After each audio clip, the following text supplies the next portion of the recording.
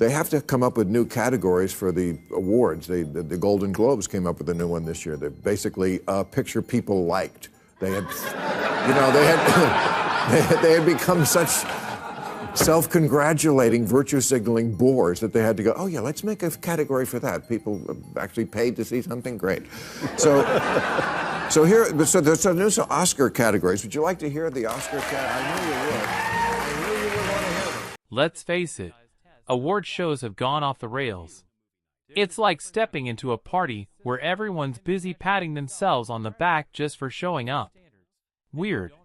Bill Maher has been poking that exact sore spot lately because the Oscars, the Golden Globes, all of it, feels less like honoring great art and more like a high-priced seminar on who's the most morally righteous. If you've ever sat through a 3-hour ceremony thinking, why does this feel like homework? You already know the pain. Here's the heart of Maher's rant, and honestly, it's hard to argue. These shows keep inventing new categories, not because movies suddenly evolved, but because the culture did. The internet got louder, the industry got scarier, and now everyone's sprinting to prove they're on the right side of the latest outrage. You can feel the difference. Some categories exist for real reasons, like when streaming genuinely flipped the industry upside down. Fine. The way we watch movies changed. Financing changed. Even the definition of a movie shifted. Sometimes new awards actually matter. Then, there's the other kind. The kind born out of panic. The meeting where someone says, "People are mad again. We need something that looks thoughtful." And just like that, a category appears that's basically Best Picture, but only for movies people actually liked. Maher jokes that the Golden Globes created a category for a picture people enjoyed, and it lands because it's true. Imagine needing an award just to celebrate the fact that yes, people actually paid to see this. Incredible. Stunning. Brave. And that's the strange, baffling disconnect. The thing about the Oscars is they do reflect society. That's why we pay so much attention, partly. And things are always changing in our industry, like streaming. It just changed the whole industry. This happens so often. So they have to come up with new categories for the awards. The Golden Globes came up with a new one this year. They're basically a picture people liked. They had, they had become such self-congratulating, virtue-signaling bores that they had to go, oh yeah, let's make a category for that. People actually paid to see something great. So there's some new Oscar categories. Would you like to hear the Oscar category? I knew you would. Regular people are out here grinding, paying bills, trying to sneak in a movie night, and the awards act like enjoying something is somehow shameful. You liked it? Sure. But did it humble you enough? That's why this whole virtue-signaling awards culture rubs so many people the wrong way. Not because anyone hates a good message or social commentary. Movies have always had messages. The best ones do. The problem hits when the message becomes the product and the story is just a delivery system for a moral lecture. That's when the audience tunes out, ratings tank, and the industry panics. Instead of asking, how do we make this fun again? They ask, how do we add more categories so everyone feels included? It sounds kind, but it starts to feel like a tuxedo-clad participation trophy factory. Maher's bit lands because he cranks it to absurdity. He pitches fake categories like best editing for a film still an hour too long. And tell me that wouldn't be the fiercest competition of the year. You already know which movies would get nominated. Then he goes fully off the rails with stuff like achievement in ethnic prosthetics, best performance by a replaced actor who tweeted something offensive, or best freeze frame usage, followed by, "You're probably wondering how I got here." You laugh, but the laugh does double duty. It's funny, and it exposes the logic, or lack of it, behind the current system. The joke isn't that awards should never evolve. The joke is that the evolution feels aimed at applause from insiders, not excitement from viewers, the audience. Best editing of a film that's still an hour too long. Achievement in ethnic prosthetics. Best achievement in replacing an actor who tweeted something offensive. Best use of a freeze frame, followed by the words, "You're probably wondering how I got here." The Michael Bay Coolest Fireball Award.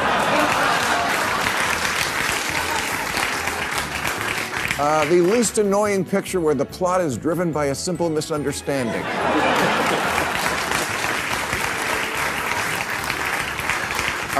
Best song performed by someone your niece can't believe you've never heard of. And here's where it gets really interesting. Awards used to matter because they reflected culture.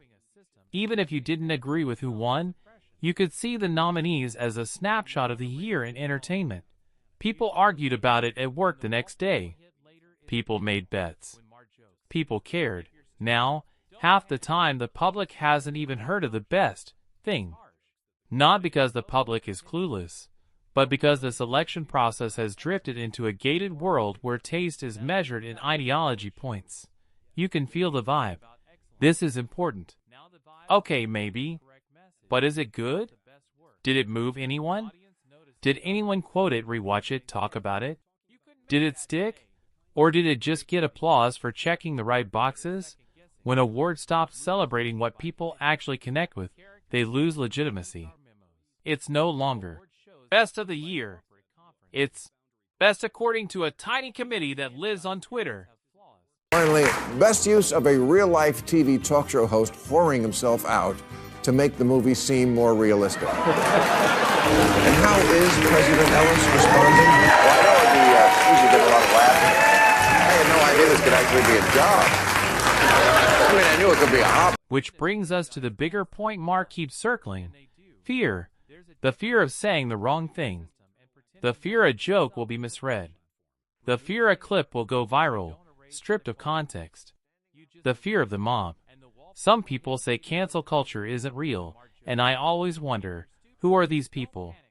Are they living in a different timeline? Because we've seen careers torched over old tweets, bad jokes, awkward phrasing, misunderstandings, and sometimes outright lies. Maher makes the point brutally, but also liberatingly. Most outrage is shallow and fleeting. People scream online, demand blood, and 2 days later they're mad about something else. The internet has the attention span of a caffeine-addicted goldfish. He points to Ben Stiller in Tropic Thunder, one of those movies everyone claims couldn't be made today. Stiller basically said, "I'm not apologizing." Shockingly, his career survived.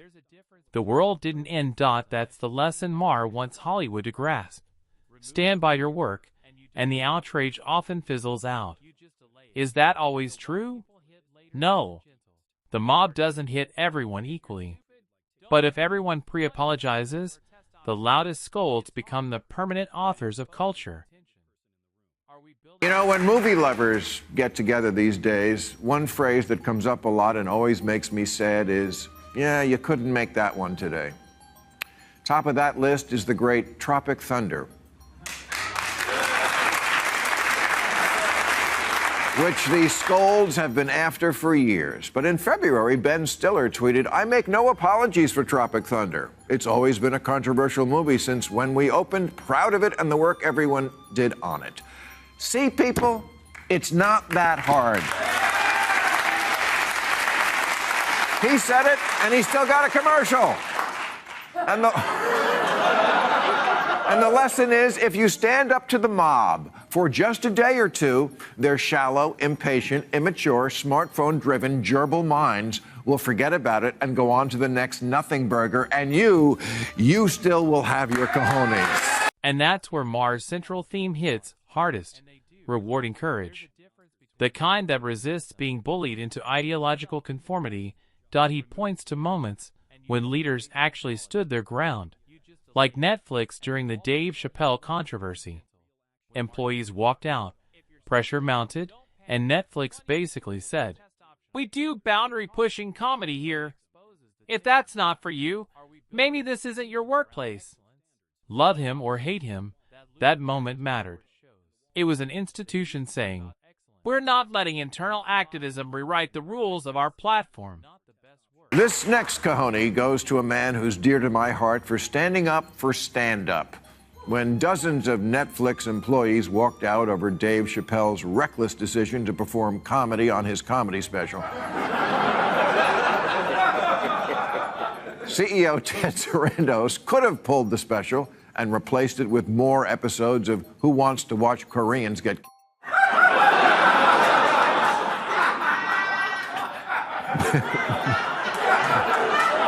But instead, he reminded his Netflix employees that comedy exists to push boundaries and told them if you'd find it hard to support our content breadth, Netflix may not be the best place for you. Here's the uncomfortable truth nobody likes to say. A lot of woke messaging and entertainment isn't coming from the audience. It's coming from inside the building, writers' rooms, corporate HR, studio politics. People who believe their job isn't just to entertain, but to educate, correct, and shape you. Stories should challenge people. That's what art does. But the moment it becomes a checklist and a sermon, it stops being art and turns into propaganda with better lighting. Maher also brings up J.K. Rowling. Whatever your take on her, her case shows how fast the moral ground shifts.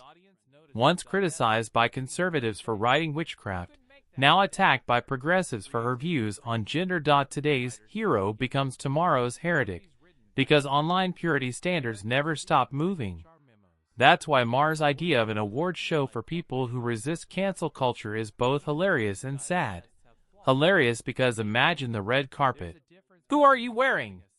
I'm wearing I Don't Apologize by Dior. Sad because, as he notes, the idea got enthusiasm, and then nothing happened. Of course, nothing happened. Even people who agree rarely want to be first holding the match near the gas leak. J.K. Rowling used to be a villain to the right because she wrote books about witchcraft. Now she's a villain to the left because she has the crazy belief that there's more to being a woman than pronouns and lipstick. So that was the point of the evening. How do we take a stand against cancel culture? And I suggested, since we were mostly all in show business, that we start an award show to honor the brave people who have fought back. Well,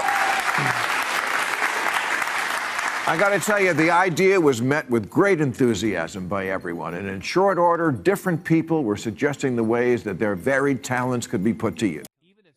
Comedy is where this cuts deepest. Comedians are treated like ticking time bombs. The industry wants humor, but only the kind pre-approved by the most easily offended person in the room. Maher highlights the contrast. Will Smith did something physical on the Oscars stage and wasn't immediately booted. Kevin Hart lost the hosting job over old jokes. And no matter how you slice it, the standards feel upside down. Real actions get shrugged off. Jokes are treated like crimes. Woke hecklers who literally have to wait for the laughter to die down before they yell, "That's not funny."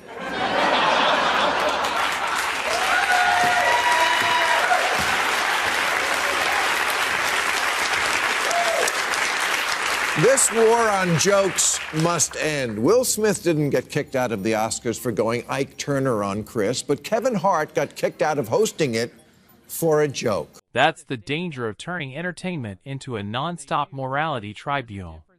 You can't have comedy in a culture that refuses to consider intent, context, or growth. Comedy is supposed to test boundaries. It should make you laugh and then think, wait, can I really laugh at that? That tension is the craft. Maher doesn't stop at Hollywood. He drags academia into it too. Colleges dropping standardized testing because it's allegedly discriminatory, and he applauds the ones bringing it back. College is supposed to be hard. It's not a vibes-based participation trophy. Measuring knowledge isn't a moral crime. First cojones goes to Dartmouth University President Sion Baylock, who reinstated standardized testing at admissions, and by bringing back the SAT, made a clear and brave statement. It's not racist to test if high school students know.